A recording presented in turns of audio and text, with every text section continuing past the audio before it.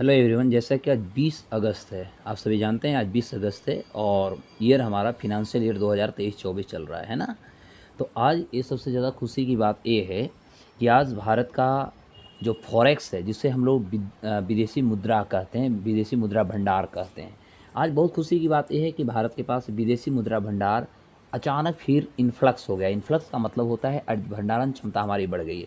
क्योंकि हम सभी को पता है कि यदि हम 1 डेढ़ महीना पहले की बात करें तो ये भारतीय इकोनॉमी 11वें अर्थव्यवस्था थी, यानी जीडीपी के आधार पर बात करें तो जहाँ पर भारत 11वें अर्थव्यवस्था थी और फॉरेक्स के आधार पर ही भारतीय अर्थव्यवस्था जो है इंग्लैंड को पीछे करते हुए भारत दुनिया का यदि देखा जाए तो 5वीं अर्थव्यवस्था बनकर तैयार हो गया है। वहीं यदि हम परचेजिंग पावर पैरिटी के आधार पर देखें तो भारत यानी purchasing power parity PPP model पर देखें तो भारत की अर्थव्यवस्था तीसरी अर्थव्यवस्था, वहीं जीडीपी पर भी देखें तो ये हमारा अभी 5वीं अर्थव्यवस्था, जिसे कोशिश किया जा रहा है कि भारतीय अर्थव्यवस्था जितना जल्द हो सके वो 5 ट्रिलियन का इकोनॉमी का कॉन्सेप्ट कंप्लीट करे। उसके बाद भारत दुनिया की अर्थव्यवस्था में प्रथम सेकंड पर आने की कोशिश करेगा।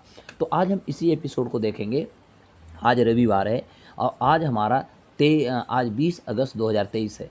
आज भारत के पास फॉरेक्स कितना है, आज ही की मैं बात करूंगा। जो रिपोर्ट देने जा रहा हूं अभी का रिपोर्ट दूंगा कि अभी हमारे आरबीआई के पास फॉरेक्स कितना है, विदेशी मुद्रा कितना है। तो नमस्कार, सत श्री अकाल आप सभी को। मैं प्रोफेसर अशोक कुमार दुबे और आप सभी को पुनः मैं आज भारत का आरबीआई के पास कितना विदेशी मुद्रा का भंडारण क्षमता है, कितना है, आज इस सभी पर हम चर्चा करने वाले हैं। चूँकि आप लास्ट तक बने रहें, आपके एग्जाम के लिए बहुत इंपॉर्टेंट टॉपिक को हम डिस्कस करने जा रहे हैं। चूँकि देखा जाए तो पिछले हम कुछ दिनों से यदि देखें तो भारत के पास जो विदेशी मुद्रा का भंडार जो था उसमें थोड़ा सा भी बढ़ोतरी देखने को मिला है। सबसे बड़ी खास तो बात ये होती है कि जहाँ पर दुनिया कि आज अर्थव्यवस्था धराशायी हो रही है, दुनिया की अर्थव्यवस्था मंदी के दौर से गुजरा, जहाँ कि आपने 2 दिन पहले आपने देखा भी होगा कि नीदरलैंड की अर्थव्यवस्था त्रैमासिक में यदि देखा जाए तो 0.3% का वहाँ पर ह्रास देखने को मिला है। आज इस सभी गतिविधियों पर यदि देखा तो इसके बावजूद भी कुछ क्षण के लिए तो हम कह सकते हैं जिस तरह से भारत की भी अर्थव्यवस्था में थोड़ा गिरावट दर्ज हुई है, विदेशी मुद्रा की बात करें भंडारण क्षमता इसमें भी गिरावट दर्ज हुई है। उसके बावजूद भी आज की मैं बात कर रहा हूँ तो आज तक मैं बात करूँ, लेकिन पिछले यदि हफ्ते हम बात करें 11 अगस्त 2023 को तो इस हफ्ते में भारत की विदेशी मुद्रा में बहुत बड़ा उछाल आया है और आया है 708 मिलियन डॉलर का। ध्यान देंगे, ये हम एक सप्ताह की यदि बात करें तो एक सप्ताह में मतलब भारत के पास विदेशी मुद्रा भंडार जो है यह 708 मिलियन जो है डॉलर ये बढ़ा है और बढ़ करके अब हमारे पास हो गया 602.161 बिलियन डॉलर, है ना। तो ओवरऑल यदि देखा जाए तो जहां भारत भी अनेक प्रकार की चुनौतियों से जूझ रहा है, हमारी भी अर्थव्यवस्था बहुत अच्छी नहीं है, हम भी अभी स्टैग्फ्लेशन से चल रहे हैं, उसके बावजूद भी हम जीडीपी को जो हम 5 ट्रिलियन डॉलर का जो भी हम टारगेट रखे, इस टारगेट को फुलफिल करने में हम कहीं न कहीं अपनी उत्सुकता को, अपनी ऊर्जा को लगाए हुए हैं। और यही कारण हो सकता है कि पिछले 11 अगस्त से आज 20 अगस्त यानी 9 दिन आज लगातार हम देख सकते हैं। इस सप्ताह की हम बात करेंगे, इस सप्ताह में आज भारत के पास जो फॉरेक्स है यानी विदेशी मुद्रा का भंडार जो है यह 708 मिलियन बढ़ा है और ये बढ़ करके 602.161 बिलियन डॉलर हो चुका है। अब आप सभी को जैसा कि बात पता ही है कि जिस देश के पास विदेशी मुद्रा सबसे ज़्यादा होता है उस देश की जो आर्थिक गतिविधि होती है, आर्थिक जो स्थिति होती है वो सबसे मजबूत माना जाता है। और ऐसा इसलिए होता है कि अगर दुनिया में आपको किसी भी प्रकार की दिक्कत आ रही है, कोई भी चीज़ को आप यदि इंपोर्ट करना चाहते हैं और आपको यदि प्रॉब्लम होती है, क्योंकि इंपोर्ट करना है तो आपको विदेशी मुद्रा होना चाहिए, आपके पास फॉरेक्स होना चाहिए।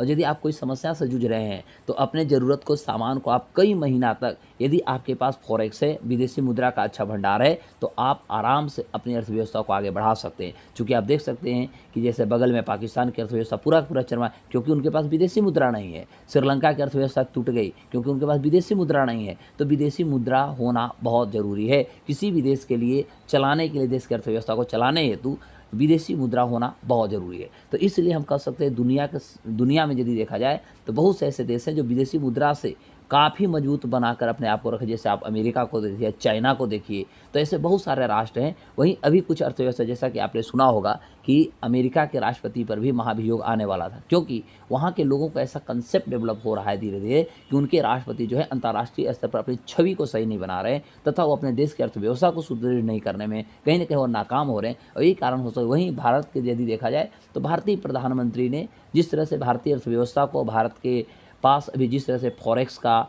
लगातार हम देख रहे हैं कि वृद्धि हो रही है, यह भारतीय अर्थव्यवस्था के लिए एक सकारात्मक पक्ष को दर्शाता है। चूँकि देखा जाए तो आरबीआई का जो रिपोर्ट आई है इस आंकड़े में बताया है कि यदि 11 अगस्त को समाप्त होते हुए यदि देखा जाए तो इस दौरान भारतीय अर्थव्यवस्था में यानी आरबीआई के पास जो विदेशी मुद्रा का भंडार है ये बढ़ करके 602.16 बिलियन डॉलर हो चुका है। तो आंकड़े के अनुसार हम ये कह सकते हैं कि इस अवधि में यदि देखा जाए तो विदेशी करेंसी का जो हमारा एसेट है वो 999 मिलियन डॉलर बढ़कर ये 534.39 बिलियन डॉलर हो गया है। तो ओवरऑल देखा जाए तो ये भारतीय अर्थव्यवस्था के लिए पॉजिटिव चीज़ है। अब देखा जाए तो कुल विदेशी जो मुद्रा होती है, कुल विदेशी मुद्रा भंडार जो होती है, उसमें विदेशी मुद्रा का आस्तियाँ या जिसको फॉरेन करेंसी कहते हैं, एसेट कहते हैं, यह सबसे महत्वपूर्ण इसकी भूमिका होती है। डॉलर में हम अभी व्यक्त की जाने वाली जो भी हमारी विदेशी मुद्रा के आस्तियाँ होते हैं, जैसे आपको यूरो कह सकते हैं, पौंड कहेंगे, येन कहेंगे, ये सारे क्या हैं, विदेशी मुद्रा हैं।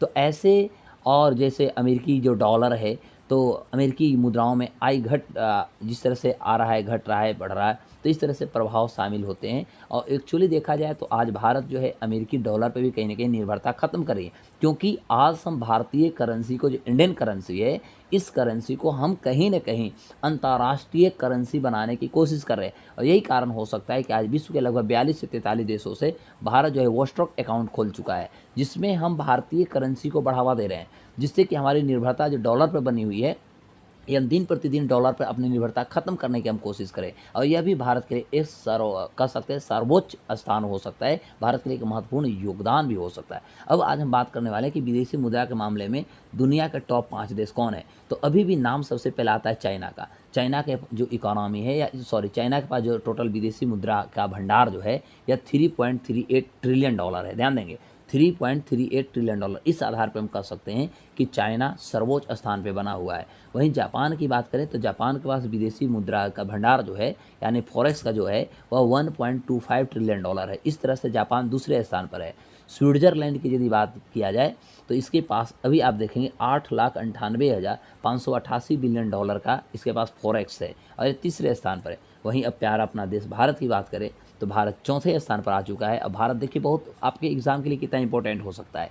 आज भारत जो है सैन्य पे खर्च करने वाला भी चौथा देश हो गया है। और आज भारत विश्व में यदि देखा जाए तो विदेशी मुद्रा के भंडार में भी भारत चौथे स्थान पर हो गया है। ये भारत के लिए और भारत के लोगों के लिए है ना, एक कितना पॉजिटिव एक न्यूज़ बन के आया है, समाचार आया है, जिसके बारे में हम आप परिकल्पना भी नहीं कर सकते। तो यह अपने आप में एक इम्पोर्टेंट चीज़ें होती है। तो भारत के पास आज के डेट में देखा जाए तो 602, यानी देख देख रहे हैं तो 6 लाख है ना 2,161 बिलियन डॉलर अभी भारत के पास विदेशी मुद्रा हो चुकी है। वहीं रसिया के पास देखा जाए तो आज भारत से भी कमज़ोर रसिया दिख रहा है, जिनके पास 5,86,400 बिलियन डॉलर केवल कह सकते हैं विदेशी मुद्रा है। तो इस आधार पे कह सकते हैं, तो ये हम डेटा अभी हम अपडेट कर रहे हैं, इसलिए मैंने आपको बताया कि आज रविवार है और आज तारीख आपका 20 अगस्त 2023 है, और अभी मैं आपको अपडेट कर रहा हूँ। अब हम देखते हैं कि यदि गोल्ड की बात करें, क्योंकि आपको याद होगा कि 1991 में जब भारत आर्थिक तंगी से गुजर रहा था, तो भारत के आरबीआई के पास जो हमारा सोना रिजर्व में रखा हुआ था, वही कहीं न कहीं भारत की अर्थव्यवस्था को जान बचाया था, है ना? तो वहीं यदि देखा जाए तो गोल्ड रिजर्व में भी वैल्यू में यदि देखा जाए तो कहीं न कहीं इसमें गिरावट देखने को मिल रही है। तो गोल्ड रिजर्व वैल्यू यदि देखा जाए तो घट कर अभी भी 44.34 बिलियन डॉलर अभी भी भारत के पास बचा हुआ है। इसके अलावा आईएमएफ में देखा जाए तो रिजर्व बैंक जो है, तो आईएमएफ में रिजर्व में जो अभी है 2 मिलियन डॉलर से लगभग कम है, और इस आधार पे लगभग देखा जाए तो 5.098 बिलियन डॉलर अमेरिकी वहाँ पर अब रहा है। मतलब वहाँ ओवरऑल यदि हम देखें तो रिजर्व है। तो ओवरऑल यदि देखा जाए तो भारतीय अर्थव्यवस्था के लिए कितना सुदृढ़ हो सकता है, कितना पॉजिटिव हो सकता है, इसको हम स्टडी करें तो एक कहीं न कहीं एक पॉजिटिव और ये भारत के पक्ष में भारत की बढ़त को, भारतीय अर्थव्यवस्था को विश्व की अर्थव्यवस्था में एक अच्छे पोजीशन को ये कहीं न कहीं दर्शाता है। तो आप इस वीडियो को देखें, आने वाले समय में आपके एग्ज़ाम के लिए बहुत इंपॉर्टेंट होगा, क्योंकि आपसे क्वेश्चन पूछे जा सकते हैं कि फॉरेक्स के आधार पर भारत की अर्थव्यवस्था कैमी है, तो अब जवाब होगा चौथा। वहीं जीडीपी में पाँचवां और परचेजिंग पावर पैरिटी में हमारा तीसरा हम स्थान पर आ चुके हैं। और यदि सैन्य पर सैन्य पे खर्च की बात करें तो भी भारत हमारा चौथे स्थान पर है। तो ओवरऑल बहुत सारे ऐसी चीज़ें हैं जो भारत के पक्ष में अब दर्शाता है, और भारत वह अर्थव्यवस्था अब हो रही है जो आने वाले समय में मुझे लगता है बहुत जल्दी 5 ट्रिलियन डॉलर का हमारा लक्ष्य होगा, ये हम फुलफ़िल करने में समर्थ होंगे। तो फिर हम इसी तरह अगले वीडियो के साथ आपसे मिलते हैं। तब तक के लिए नमस्कार, जय हिंद, बाय बाय।